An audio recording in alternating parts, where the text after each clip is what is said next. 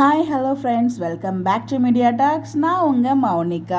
ஐயோ, இன்றைக்கி எபிசோடில் நல்ல வெளியில் வரவே முடியலங்க. அவ்வளோ ஒரு ஹாப்பி ஜாலியாக ஜிம்கான ஒரு குழு மூமெண்ட் இந்த வெயிலுக்கு ஏற்ற மாதிரி இருந்துச்சு. அந்த மாதிரிலாம் சொல்லி என்னென்னமோ சொல்லிட்டு போயிட்டே இருக்கலாம். அவ்வளோ சூப்பராக இருந்துச்சு. விஜயோட ஆக்டிங், எக்ஸ்பிரஷன் ஓவரால் இன்றைக்கி வந்து ஃபுல் அண்ட் ஃபயரான எபிசோட்ஸாக இருந்துச்சு.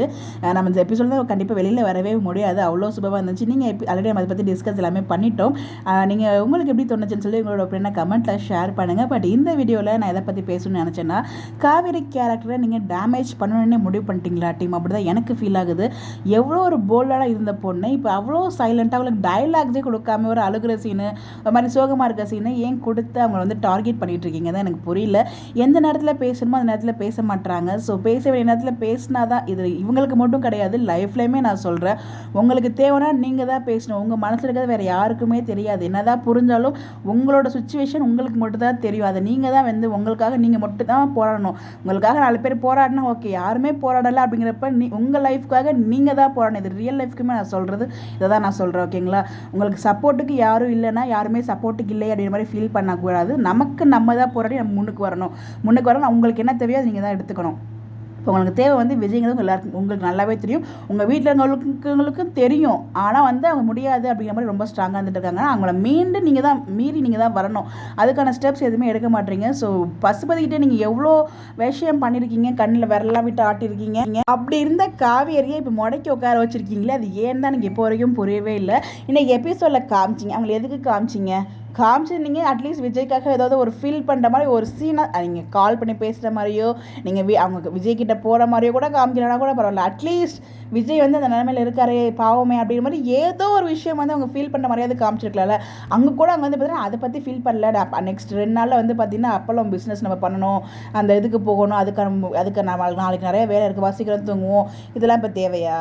இந்த ஸ்டால் போடுறதுக்கு ஹெல்ப் பண்ணதே விஜய் தான். அதுவே வந்து பார்த்தீங்கன்னா தெரியாத மாதிரி நம்ம தலை வந்து காமிச்சிட்ருக்காரு. பட் இருந்தாலும் இவங்க ஏன் இவங்களுக்கு மட்டும் நான் வந்து காவேரி தப்பு சொல்லுங்கள், அவங்களோட கொடுக்குற பர்ஃபார்மன்ஸை கரெக்டாக தான் பண்ணுறாங்க. பட் ஏன் டீம் அவங்களுக்கு கொடுக்க மாட்டுறாங்கன்னு தான் என்னோட ஒரு கேள்வி.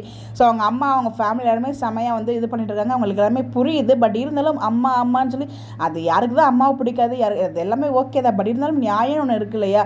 விஜய் வந்து அவங்க பண்ண தப்பு, அவங்க வந்து வெளில போன்னு சொன்னதுக்கு ரீசன் எல்லா விஷயத்தையும் சொல்லிட்டாரு. உங்களுக்கு வந்து அந்த மிஸ் அண்டர்ஸ்டாண்டிங்கே கிளியர் ஆயிடுச்சு. 2 பேருக்கு இந்த மிஸ் அண்டர்ஸ்டாண்டிங்கே, வெளியில எனக்கு வேண்டாம், நீ தான் முக்கியம், ஸோ எல்லாமே சொல்லிட்டாரு. அவர் பக்கம் இருந்த எல்லா விஷயமும் சொல்லி உங்கள் 2 பேருக்கு மிஸ் அண்டர்ஸ்டாண்டிங்கும் கிளியர் ஆகிடுச்சு. இப்போ ஊரில் ரீசனாக வந்து பார்த்தீங்கன்னா வெனிலா மாமாவை கண்டுபிடிச்சதுக்கப்புறம் கூட உங்ககிட்ட சொல்கிறேன், இதுக்கு வந்து வெனிலா கிளம்பிடுவா, நம்ம 2 பேரும் ஹாப்பியாக சந்தோஷமாக வீட்டில் வாழ போகிறோம் அப்படிங்கிற மாதிரிலாம் சொல்லும்போது அந்த மனுஷன் எவ்வளோ ஹாப்பியாக சொன்னார், நீங்களும் எவ்வளோ ஹாப்பியாக இருந்தீங்க.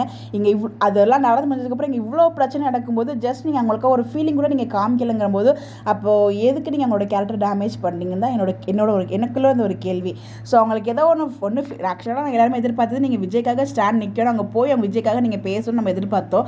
பட் அது உடனே நடக்காது, நம்ம எல்லாருக்கும் தெரியும். பட் இருந்தாலும் அட்லீஸ்ட் காவேரிக்குள்ளே அந்த மாதிரி நீங்கள் வெளியில் கூட ஃபீல் பண்ண வேண்டாங்க, அவங்க மனசில் ஃபீல் பண்ணுற மாதிரியாச்சும் நீங்கள் ஒரு ட்ராக் அங்கே வச்சிருக்கணும்ல. அதுதான் ஒரு மிகப்பெரிய ஆதங்கமாக இருக்குது. டிவியில் பார்க்கும்போது ஒரு தடவை சொன்னாங்க, படுத்துறாங்க, கஷ்டப்படுத்துறாங்களே அப்படிங்கிற ஒரு வார்த்தை மட்டும் சொன்னாங்க. அதுக்கப்புறம் எந்த ஒரு சினிமா அவங்க ஃபீல் பண்ணுற மாதிரி காமிக்கவே இல்லையே.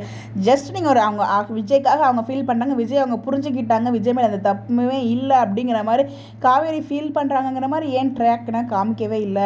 அன்றைக்கி எபிசோட சீன் வச்சிங்க, அது எதுக்கு வச்சிங்கன்னு தான் எனக்கு இப்போ வரைக்கும் புரியலை. இந்த சீனை இப்போ யாராவது கேட்டாங்களா அப்படிங்கிற மாதிரி தான் நான் ஃபீல் பண்ணேன். பர்சனலாக எனக்கு அவ்வளோ கோவம் இந்த சீனை பார்க்கும்போது.